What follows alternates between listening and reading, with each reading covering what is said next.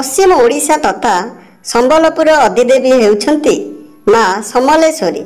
तेबे माँ को पूजा किपरि भाबे ओ केउ कालर आरंभ होईछि आसंतु से संपर्क रे जानि नेबा। तत्कालीन संबलपुर राजा बलराम देव एकदा शोइतिबा समय रे हठात तांको स्वप्न रे माँ देवी आसीथिले। तेबे एपरि अचानक भाबे केउ देवी तांको स्वप्न को आसी तांको दर्शन देइथिले ताहा पछर कहानी जानिबा पाई ता परदिन सकाळे राजा निज सैन्य मानक नेई जंगल मध्य को जाइथिले। राजा निज साथी रे जंगल को जिबा समय रे किछि सैन्यक सह दुईटी महाबल कुकुर को मध्य नेइथिले। हेले जंगल मध्य को जिबा समय रे राजांको नजर रे एक अजब दृश्य सामना को आसीथिला। विशाल कुकुर दुई को सामान्य ठेकुआ माने बाघ गोड़ेरा परी गोड़ौछंती। एपरि एक अजब दृश्य देखि राजा आश्चर्य होई गले। जंगल रे एक गछ मूल रे किछि समय पई सोई पड़िले। सही समय राजा एक स्वप्न देखिले। स्वप्न रे से देखिले महानदी मझिरे थिबा एक घरे कोनोसी एक देवींको दीपर ज्योति जळुअछि। सही स्थान रे शंख और घंटर नाद्य मध्य शोभा जाउछि। तापर राजा सेतेबेले सेही घर को जाइथिले और सेठारे तांको सामना रे एक देवी माँ प्रकट होइथिले।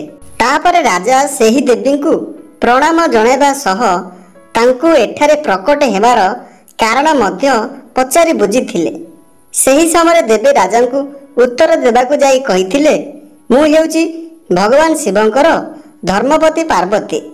प्रभु शिव एवं मु थरे राजा इंद्रदेवक निमंत्रण रे इंद्रपुरी जाइथिलु। तापर सेठारे राजा इंद्रदेव आमर अतिथि सरकार भल भाव करने सह इंद्रक धर्मपति सची स्वर्गर पारिजात फूल आनी मो गभारे लगे देले। तापर सेठारे कथबार्ता सरिला परे सेठारे फेरिकी आसिला बेले प्रभु शिव मो गभारे लागिथिबा पारिजात फूल को देखि अभिमान करिथिले।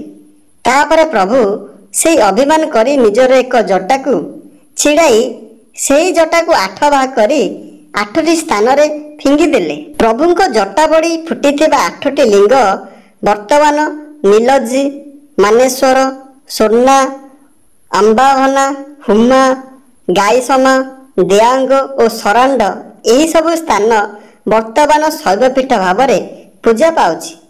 तापर मु प्रभुंकर राग को मोचन करने को जाई सेही पारिजात फूल को 8 खंड करी 8टी स्थान रे फिंगी देले।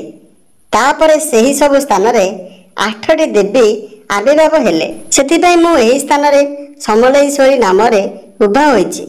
तेनु राजा तुमे मते एही स्थान रे समलेश्वरी मंदिर करी समलेई माँ नाम रे पूजा करिवो। तापर राजांको निद्रा भांगी जाइछि। तापर राजा लोक लगाई संबलपुर रे सेही स्थान रे एक भव्य समलेश्वरी मंदिर निर्माण करी सेठारे माँ को पूजा करने लगिले। आशा करी भिडियोटी आपण मानक निश्चय भल लगी। जदि आम भिडियोटी भल लगी निश्चय रूप लाइक करेंगे, शेयर करेंगे, आ चैनल को सब्सक्राइब करने को जमार भी भूलिबे नहीं।